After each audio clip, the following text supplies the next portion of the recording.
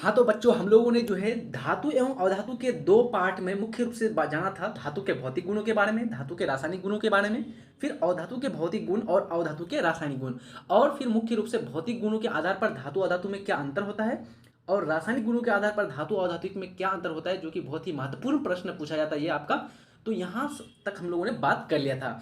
आज हम लोग तीसरे पार्ट में मुख्य रूप से पढ़ने वाले हैं बिंदु इलेक्ट्रॉन बिंदु संरचना के बारे में, फिर अष्टक नियम को समझेंगे, फिर उसके बाद रासायनिक बंधन पढ़ेंगे, रासायनिक बंधनों का प्रकार, फिर उस रासायनिक बंधन से किस किस प्रकार की यौगिकों का निर्माण होता है और उसका गुण क्या क्या होता है। ठीक है, तो इन इतने सारी चीज़ों का हम लोग आज मुख्य रूप से चर्चा करने वाले हैं। तो आप लोग अच्छी तरह से लास्ट तक बने रहिएगा, क्योंकि कंसेप्ट को समझना बहुत ही जरूरी है बच्चों। तभी जाकर के आप लोग जो है क्वेश्चन आंसर और जो है इस किसी भी चैप्टर का ऑब्जेक्टिव्स हल कर पाएंगे। ठीक है, तो पहला है आज का कि इलेक्ट्रॉन बिंदु संरचना, यानी कि इलेक्ट्रॉन ल्यूमिनस फॉर्म। तो जब किसी भी तत्व या यौगिक के संयोजी इलेक्ट्रॉन या निर्जन जोड़ी को बिंदुओं द्वारा दर्शाया जाता है, उसे ही क्या कहते हैं, बिंदु संरचना कहते हैं। यानी कि कोई भी तत्व ले लीजिए बच्चों, आपको हाइड्रोजन ले लीजिए, हीलियम ले लीजिए, कार्बन, कुछ भी ले लीजिए, मान लीजिए आपने कार्बन ले लिया, तो कार्बन का संयोजी इलेक्ट्रॉन किसको कहते हैं, तो तत्व के सबसे बाह्यतम कक्षा में उपस्थित इलेक्ट्रॉन को संयोजी इलेक्ट्रॉन कहा जाता है। ठीक है, तो ये ध्यान रखिएगा आप लोग। अब हम लोग बात कर लेते हैं तो कार्बन का कितना होता है परमाणु संख्या। तो कार्बन की जो परमाणु संख्या होती है बच्चों, वो होती है आपका 6, यानी कि आपका 6। तो इस 6 में से आपका 2 जो है पहला ऑर्बिट में चल जाएगा, पहली कक्षा में, और 4 जो है बारी कक्षा में। तो 4 जो सबसे बारी कक्षा में उपस्थित है, इसको बोलेंगे हम लोग संयोजी इलेक्ट्रॉन। ठीक ठीक है। अब ये लोग क्या करेगा, इसका हम लोग जब किसके द्वारा दर्शाएंगे, बिंदुओं द्वारा दर्शाएंगे, तो इसको हम लोग बोलेंगे बिंदु संरचना। मान लीजिए उस कार्बन का कितना था बच्चों, 4 इलेक्ट्रॉन बचा हुआ था, तो उस 4 को हम लोगों ने बिंदु के द्वारा दर्शा दिया, तो उसको बोलेंगे बिंदु संरचना, इलेक्ट्रॉन बिंदु संरचना। या उसी को हम लोगों ने क्रॉस के द्वारा दर्शा दिया ताकि पता चल जाए, तो ये 4 इलेक्ट्रॉन, इसको हमने क्रॉस के द्वारा दर्शा दिया, इसको भी वही बोलेंगे इलेक्ट्रॉन बिंदु संरचना। अब अलग अलग प्रकार के, लेकिन मुख्य रूप से आप बिंदु या फिर आप इस प्रकार से क्रॉस का चिन्ह जो है प्रयोग कर सकते हैं। जैसे यहाँ पर आपका दिया हुआ है ऑक्सीजन की बिंदु संरचना, ऑक्सीजन होता है बच्चों O2। अब इसका बिंदु संरचना यहाँ पर दिया हुआ है, तो यहाँ पर मुख्य रूप से 2 ऑक्सीजन हम लोग ले लिए। 2 ऑक्सीजन लेने के बाद एक ऑक्सीजन का कितना होता है संयोजी इलेक्ट्रॉन, यानी कि बारी कक्षा में, तो मुख्य रूप से संयोजी यानी कि ऑक्सीजन का जो परमाणु संख्या होता है वो है 8। 8 में से 2 जो है पहली कक्षा में चल गया और 6 जो है बारी कक्षा में हो जाएगा। तो ये 6 जो बारी कक्षा में है, इसको बोलेंगे हम लोग संयोजी इलेक्ट्रॉन। अब ये जो 6 इलेक्ट्रॉन है इलेक्ट्रॉन बिंदु संरचना में, इसी को हम लोग दर्शाएंगे। ठीक है, तो यहाँ पर मुख्य रूप से एक ऑक्सीजन का कितना हो गया 6, और इस ऑक्सीजन का कितना हो गया 6। अब यहाँ पर ध्यान दीजिए, ये जो आपका ऑक्सीजन है, इस ऑक्सीजन का और इस ऑक्सीजन के साथ क्या हो रहा है, आपका यहाँ पर इस प्रकार से यानी कि साझा कर रहा है। तो यहाँ पर इसका 6 इलेक्ट्रॉन था और इस ऑक्सीजन का भी 2 ले लिया, तो कितना हो गया 6 और 2 8 हो गया, यानी कि इसमें मुख्य रूप से 8 हो गया। तो ये ऑक्सीजन बहुत ही ज्यादा खुश हो गया, क्यों, क्योंकि ये पा गया आपका अकीय गैसों के समान एक जो है अपना इलेक्ट्रॉनिक विन्यास प्राप्त कर लिया आसानी से। तो ये आपका क्या हो जाएगा, अस्थाई में हो जाएगा, मतलब कि आपका इसकी सक्रियता क्या हो जाएगी, कम हो जाएगी।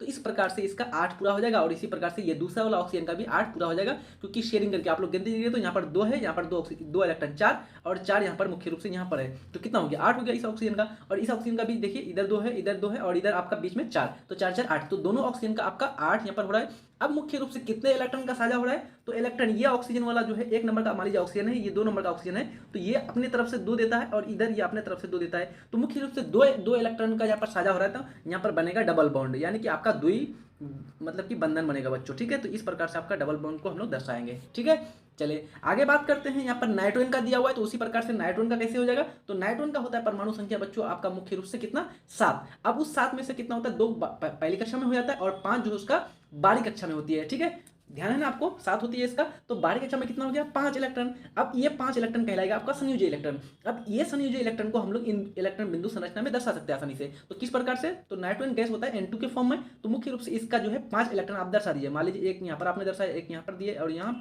और 2 जो है बैक साइड में दे दिया। ठीक है, और उसके बाद एक दूसरा नाइट्रोजन होगा, उस नाइट्रोजन का भी कितना है 3 इलेक्ट्रॉन आप इधर ही दर्शा दीजिए साइड में आगे, और 2 इलेक्ट्रॉन इस साइड में दर्शा दीजिए। ठीक है, अब यहाँ पर मुख्य रूप से क्या होगा बच्चों, तो ये इलेक्ट्रॉन का साझा करेगा और ये नाइट्रोजन इसके इन तीनों इलेक्ट्रॉन को ले लेगा, और ये वाला जो नाइट्रोजन है ये भी इसके 3 इलेक्ट्रॉन को ले लेगा। अब इस नाइट्रोजन का गिनती कीजिए तो कितना हुआ, तो 3 यहाँ पर बीच में हो गया, और इधर 2 5, और इससे 3 ले रहा है, कितना हो गया 8 प्राप्त कर लिया, ये अपना अष्टक का नियम।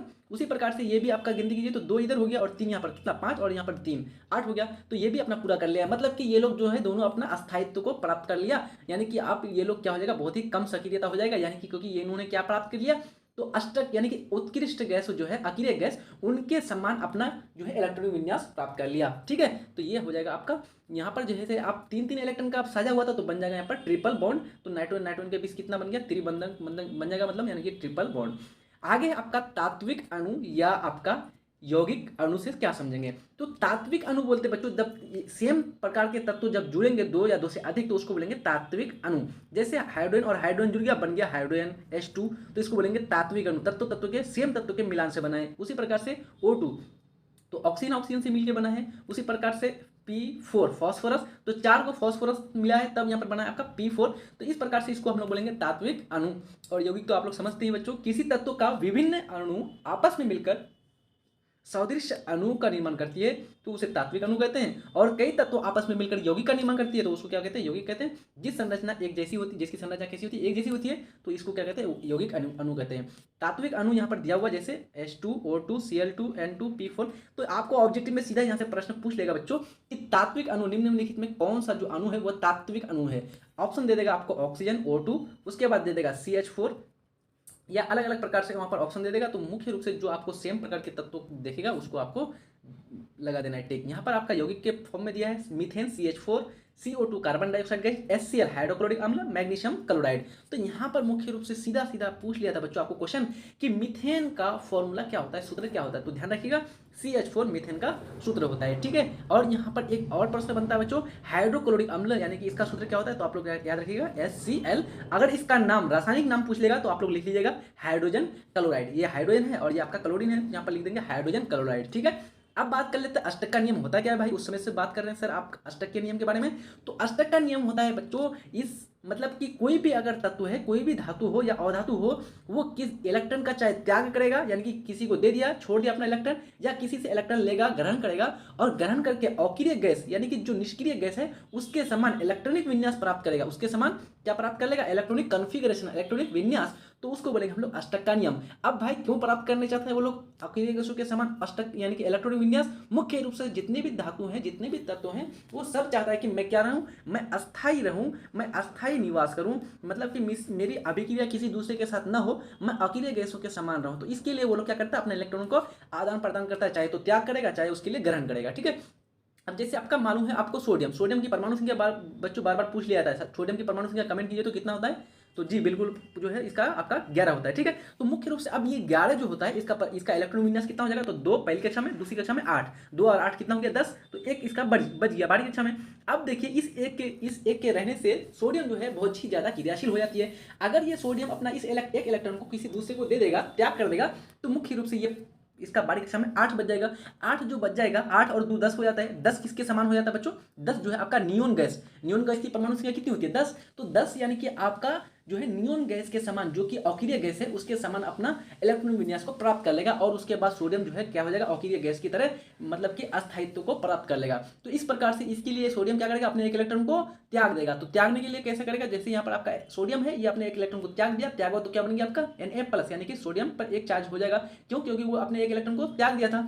अब इस प्रकार से जो आपका Na+ की इलेक्ट्रॉन विन्यास है कितना हो जाएगा, 2 और 8, 2 और 8 कितना हो गया 10। तो 10 किसकी परमाणु संख्या होती है बच्चों, नियोन की। नियोन कैसा गैस है, एक आपका अक्रिय गैस है। अक्रिय गैस यानी कि आपका निष्क्रिय गैस है। तो मुख्य रूप से इसके समान क्या कर लिया, अपना इलेक्ट्रॉनिक विन्यास प्राप्त कर लिया। कौन, सोडियम, जो कि बहुत ही ज्यादा सक्रिय था और सक्रिय से बदल गया किसमें, अक्रिय में, मतलब कि आपका बहुत ही ज्यादा अस्थायित्व को प्राप्त कर लिया। ठीक है, मुख्य रूप से ये सब आपको समझ में आ गया होगा बच्चों।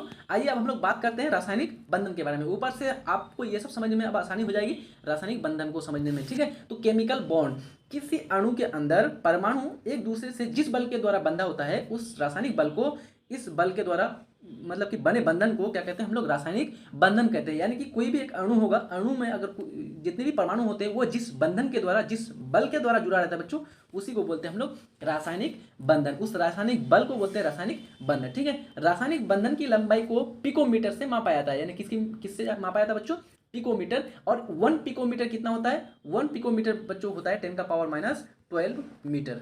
ध्यान रखेगा आपको। ठीक है, 1 पिकोमीटर बराबर कितना होता है, 10⁻⁻12 मीटर। ठीक है, अब यहाँ पर जो है रासायनिक बंधन की लंबाई जितनी ज्यादा होगी, वो जो है मान लीजिए एक बॉन्ड बना बच्चों, बंधन इतना लंबा है और एक इतना छोटा है, तो मुख्य रूप से कौन सा ज्यादा मजबूत होगा, तो 100% छोटा वाला ज्यादा मजबूत होगा बच्चों। क्यों, क्योंकि मान लीजिए आप लोग जो है आप यहाँ पर हैं, ठीक है, और आप यहाँ पर हैं। अब यहाँ पर आप लोग क्या कर रहे हैं, अपना एक हाथ आप इधर बढ़ा रहे हैं और ये आपका ये दूसरा साथी आपका एक हाथ बढ़ा रहा है। अब दोनों एक दूसरे को पकड़े हुए हैं, हाथ हाथ से पकड़े हुए हैं एक अपने एक दूसरे को। तो यहाँ पर आप लोग ज़्यादा मजबूती से बने होंगे, लेकिन यहाँ पर बीच में एक रस्सी है और यहाँ पर एक आदमी इधर पकड़ा हुआ है और एक आदमी इधर पकड़ा हुआ है। अब सोचिए यहाँ पर इसकी लंबाई ज़्यादा हो गई। अब लंबाई ज़्यादा होगी तो क्या ज़्यादा मजबूती से ये लोग पकड़ सकता है आप लोगों की तुलना में? नहीं ना, 100% नहीं होगा उस तरह से। तो आप लोगों की मजबूती यहाँ पर ज़्यादा हो जाएगी, यानी कि जो आपके दोस्त के साथ हाथ के द्वारा बंधे हुए हैं, पकड़े हुए हैं। ठीक है, तो इस प्रकार से आप लोग को ध्यान रखना है कि रासायनिक बंधन की लंबाई जितनी अधिक, उस यौगिक की जो है कमजोर, वो यौगिक कैसा होगा, वो कमजोर होगा, मतलब कि उसका गलनांक और क्वथनांक क्या होगा, निम्न होगा, बहुत ही कम जो है ताप पर वो गलने लगेगा। ठीक है, इस प्रकार से आप लोग को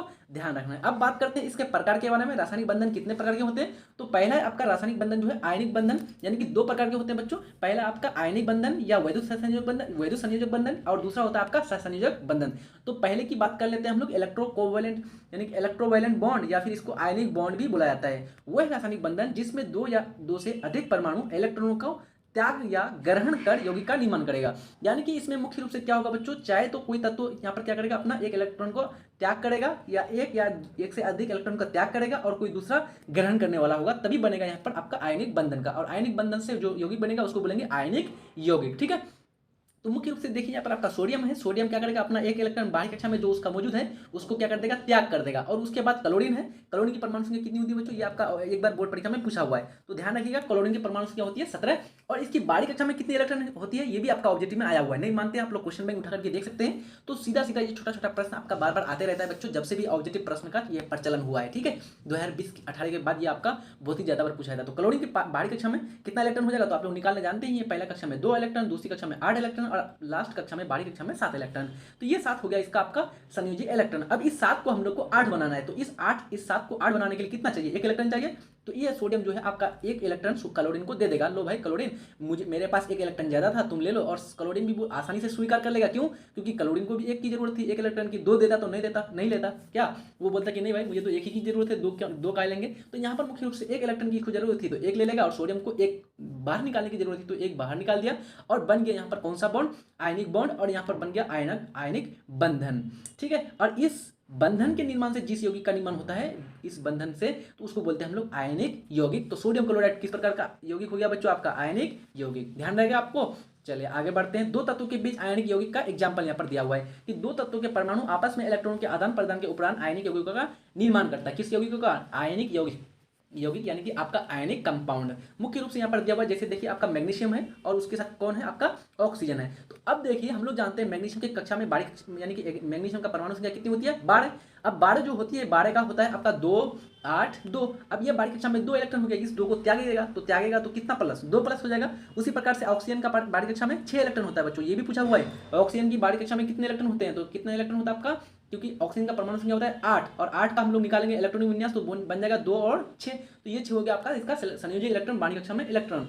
तो इस 6 को 8 बनाने के लिए कितने की जरूरत है, 2 की जरूरत है। तो ये 2 क्या करेगा, दूसरे से लेगा, तो 2 लेने के क्रम में इसका क्या हो जाएगा, 2 माइनस ऊपर चढ़ जाएगा। ठीक है, और मुख्य रूप से यहाँ पर बन जाएगा 2MgO, यानी कि मैग्नीशियम ऑक्साइड बन जाएगा। अब इसको बैलेंस कीजिएगा तो बन जाएगा 2MgO। तो यहाँ पर जो MgO है ये किस प्रकार का यौगिक है, ये आपका है आयनिक यौगिक, आयनिक कंपाउंड। ठीक है, तो किसके यहाँ पर त्याग और ग्रहण से बना है, इलेक्ट्रॉन के त्याग और ग्रहण से इन यौगिकों का निर्माण हो रहा है। उसी प्रकार से आपका सोडियम ऑक्साइड हो जाएगा।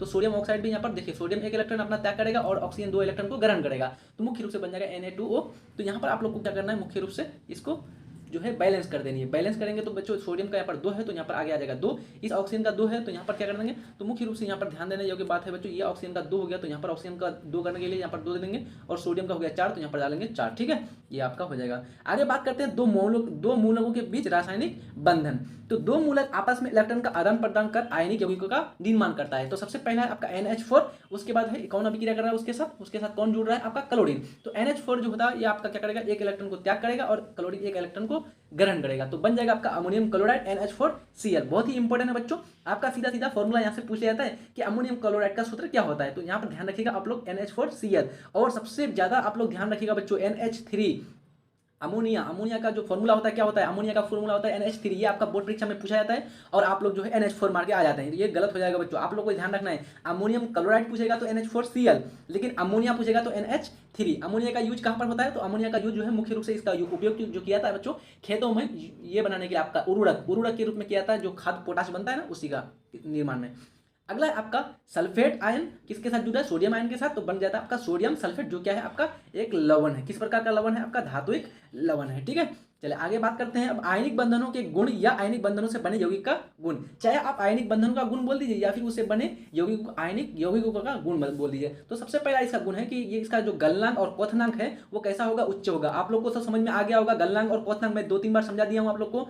गलनांक बोलेंगे वह निम्नतम ताप जिस पर कोई पदार्थ गलना शुरू होता है। लिख लीजिएगा, अगर आप लोग को मालूम नहीं है वैसे ये आपका पूछा नहीं जाएगा, ये आप लोग का 9th स्टैंडर्ड में पढ़ लिए होंगे। तो गलनांक कहते हैं वह निम्नतम ताप जिस पर कोई पदार्थ क्या होता है, गलना शुरू होता है, और क्वथनांक बोलते हैं वह निम्नतम ताप जिस पर कोई पदार्थ आपका उबलना शुरू होता है, भाप बनना शुरू होता है। ठीक है, ये ध्यान रखेगा।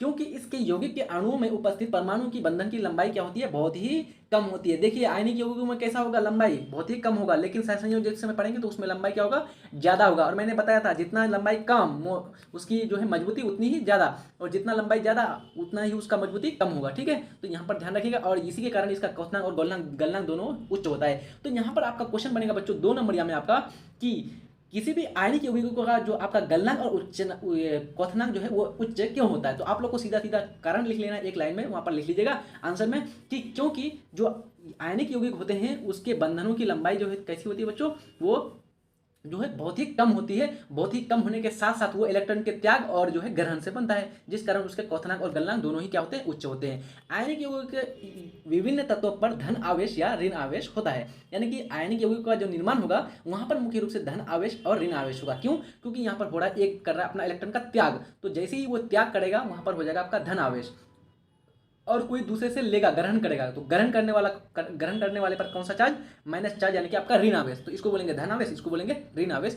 तो धन आवेश और ऋण आवेश के आधार पर आयनिक यौगिकों का निर्माण होता है। आगे है आपका वैद्युत संयोजक बंधन वाले यौगिक में जल में विलय तथा सल्फ्यूरिक अम्ल, बेंजीन तथा अन्य कार्बनिक यौगिकों में क्या होती है, अविलय होती है। यानी कि ये आपका बहुत ही इंपॉर्टेंट है बच्चों, ये आपका ऑब्जेक्टिव सीधा सीधा पूछ लेता है। ये आपका 2 नंबर में कोई प्रश्न आपका आता है कि वैद्युत संयोजक बंधन, जो वैद्युत संयोजक बंधन है वो किस में विलय होता है। तो आप लोग को ध्यान रखना है जल में, जल में आसानी से ये लोग घुल जाएगा, लेकिन जल के अलावा कोई भी दूसरा चीज आप लोग लेंगे तो उसमें ये घुलने वाला नहीं है। चाहे आप सल्फ्यूरिक अम्ल का विलय ले लो या आपका बेंजीन ले लो, C6H6 बहुत ही इंपॉर्टेंट है बच्चों। बेंजीन का सूत्र आपको सीधा सीधा पूछा हुआ है ऑब्जेक्टिव के रूप में कि बेंजीन का सूत्र क्या होता है। तो याद रखिएगा C6H6, यानी कि दोनों की संख्या क्या होती है, बराबर होती है, चाहे जितना कार्बन होगा हाइड्रोजन भी उतना बेंजीन के सूत्र में। उसके बाद कोई भी आप लोग आयनिक कार्बनिक यौगिक लेंगे उसमें भी क्या होगा, वो विलय नहीं होगा, वो घुलेगा नहीं। कौन, आपका जो है वैद्युत संयोजक बंधन, यानी कि आपका यह आयनिक यौगिक। आयनिक यौगिकों के जलीय विलयन विद्युत के क्या करते हैं, सुचालक होते हैं। कैसे होते हैं बच्चों, सुचालक। अब यहाँ पर कारण पूछा जाता है कि जो है आयनिक यौगिकों के जलीय विलयन विद्युत का सुचालक क्यों होता है या आपका संचालन क्यों करता है। तो सीधा सीधा आप लोग वहां पर आंसर लिख लेंगे 2 नंबर में बच्चों कि मुख्य रूप से आयनिक यौगिकों का निर्माण किसके आधार पर होता है, आयनिकों यानी कि आयनों के आधार पर होता है। अब उसमें मुख्य रूप से प्लस और माइनस। आप सोचिए वहां पर जब आयन मौजूद होगा तो जैसे ही आपका जो उसका जलीय विलयन लेंगे उससे विद्युत धारा जो पास करेंगे तो आसानी से विद्युत धारा पास हो जाएगा। क्यों, क्योंकि यहाँ पर मुख्य रूप से कौन मौजूद है, आयन मौजूद है, और आयन ही क्या करते हैं बच्चों, धारा का प्रवाह करता है। ठीक है, अब बात करते हैं दूसरा प्रकार, रासायनिक बंधन का दूसरा प्रकार कौन सा, आपका सहसंयोजक बंधन, यानी कि सहसंयोजक बंधन, कोवैलेंट बॉन्ड इसको बुलाता है। तो मुख्य रूप से यहाँ पर क्या होगा, तो मुख्य रूप से यहाँ पर साझेदारी होगी बच्चों। जैसे आपका एक आदमी कोई बिजनेस खोलने चाहता है तो उसके पास अगर मान लीजिए 50,000 है लेकिन उसको जरूरत है 1 लाख का, तो वो दूसरे के पास जाता है तो हमको 50,000 दे दो भाई। तो ये बोलता है कि दूसरा आदमी बोलेगा कि क्या करोगे, तो ये सोचता है कि चलो मैं एक फैक्ट्री डालना चाहता हूँ छोटा मोटा। तो ये आपका दूसरा जो आदमी 50,000 जिसके पास लाने के लिए गया तो वो तो देने के लिए तैयार है, लेकिन सोचता है कि क्यों ना मुझे भी पार्टनर बना लो, मैं दूंगा 50,000 लेकिन मुझे भी 50-50 चाहिए। तो इस प्रकार से यहाँ पर जो है बंधन का निर्माण होगा। तो जब 2 अलग अलग अणु के परमाणु आपस में इलेक्ट्रॉनों का साझा कर एक बड़े परमाणु या यौगिक का निर्माण करता है, इससे बने बंधन को क्या कहते हैं, सहसंयोजक बंधन कहते हैं। यानी कि ध्यान दीजिएगा बच्चों, जैसे मान लीजिए आपका ले लेते हैं, ये आपका कार्बन है और यहाँ पर एक आपका हाइड्रोजन है। तो ये कार्बन क्या बोला भाई, मुझे मेरी बाहरी कक्षा में 4 इलेक्ट्रॉन मौजूद है, तो 4 इलेक्ट्रॉन इसका दर्शा दिए है ना, पहले बताया था अभी जस्ट ऊपर में, इसका 4 इलेक्ट्रॉन हो गया। और इस हाइड्रोजन के पास कितना है, आपका 1 इलेक्ट्रॉन है। ये हाइड्रोजन सोचता है कि भाई मेरा जो है बाहरी कक्षा में कितना इलेक्ट्रॉन हो जाए, 2 इलेक्ट्रॉन हो जाए, ताकि मैं हीलियम के जैसा अकेले गैसों के जैसा इलेक्ट्रॉनिक विन्यास प्राप्त कर ले। लेकिन ये कार्बन को चाहिए कितना, 4 इलेक्ट्रॉन। तो ये आपका ये कार्बन जो है, ये कार्बन बोलेगा हाइड्रोजन से कि तुम्हारे पास तो 1 ही इलेक्ट्रॉन हो, कैसे होगा, तो मुख्य रूप से यहाँ पर आप आ जाएगा 4 हाइड्रोजन। तो 4 हाइड्रोजन के साथ साझा करेगा, 4 हाइड्रोजन अपना 1-1 इलेक्ट्रॉन किसको देगा, कार्बन को देगा, और ये कार्बन अपना 1-1 इलेक्ट्रॉन हाइड्रोजन को देगा। तो इस प्रकार से यहाँ पर साझा करेगा बच्चों। ये आपका हाइड्रोजन का 2 इलेक्ट्रॉन हो जाएगा, इसी प्रकार से ये हाइड्रोजन का आपका 2 इलेक्ट्रॉन, तो यहाँ पर 2 भी इसका भी हो जाएगा आपका किसकी तरह, तो आपका हीलियम की तरह। उसी प्रकार से इस हाइड्रोजन का भी हो जाएगा और इस प्रकार से इस हाइड्रोजन का भी हो जाएगा। लेकिन ध्यान दीजिए बच्चों, इस हाइड्रोजन ये 4.5 हाइड्रोजन का पूरा होने के बाद कार्बन का भी पूरा हो जाएगा। देखिए 2 इलेक्ट्रॉन, 2 4 और इधर 2 6 और यहाँ पर 2 8, तो मुख्य रूप से कितना हो गया 8 इलेक्ट्रॉन कार्बन का पूरा हो गया। तो यहाँ पर हो गया कार्बन भी संतुष्ट और जितने भी हाइड्रोजन मौजूद थे वो भी संतुष्ट हो गया। क्यों? क्योंकि दोनों ने, कार्बन ने भी और हाइड्रोजन ने भी इलेक्ट्रॉन विन्यास किसकी तरह प्राप्त कर लिया, हीलियम की तरह। हाइड्रोजन ने प्राप्त किया हीलियम की तरह और जो कार्बन जो प्राप्त किया किसकी तरह, आपका नियोन की तरह। तो यहाँ पर मुख्य रूप से दोनों हो जाएगा अस्थायी, तो ये लोग आपका संतुष्ट हो जाएगा। देखिए यहाँ पर दिया हुआ है आपका इसी प्रकार से एग्जांपल, और यहाँ पर बॉन्डिंग का कितना नियमन होगा, तो प्रत्येक कार्बन किसके साथ, हाइड्रोजन के साथ कितना इलेक्ट्रॉन का साझा किया था, एक एक इलेक्ट्रॉन, तो एक एक इलेक्ट्रॉन का साझा किया था, इसलिए बनेगा सिंगल बॉन्ड यानी कि एकल बंधन। तो मुख्य रूप से यहाँ पर बन जाएगा एकल बंधन, यहाँ भी बन जाएगा एकल बंधन, एक बंधन यहाँ पर नीचे बन जाएगा। तो इस प्रकार से इसका संरचना सूत्र हो जाएगा। ठीक है, तो ये ध्यान रखिएगा आप लोग।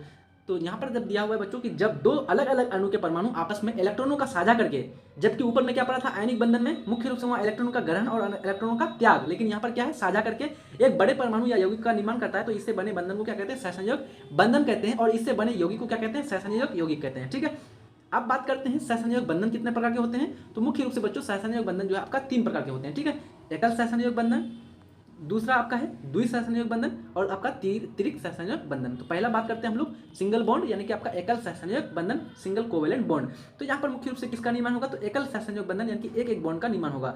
तो वह सहसंयोग बंधन जिसमें दो तत्वों के परमाणु आपस में एक इलेक्ट्रॉन का साझा कर यौगिक का निर्माण करता है, उसे क्या कहते हैं, एकल सहसंयोग बंधन कहते हैं। ठीक है, अब यहाँ पर देखिए एक एग्जांपल दिया हुआ है, ये क्लोरीन है आपका, एक क्लोरीन इधर ले लिए, इस क्लोरीन की बारीक कक्षा में कितना इलेक्ट्रॉन, 7, इस क्लोरीन के बारीक कक्षा में 7 इलेक्ट्रॉन।